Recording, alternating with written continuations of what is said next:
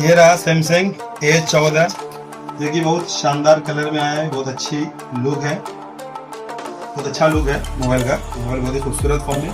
इसके अंदर एडेप्टर तो आता है, एडेप्टर अलग से आता है। इसके साथ एक डाटा केबल साथ में देता है इनबिल्ड में। हमारे कस्टमर सब परेशान होकर कम से कम 4 घंटा परेशान हुए, अब जा करके फाइनल ही मोबाइल कस्टमर को मिलने वाला है, वही का सैमसंग A14।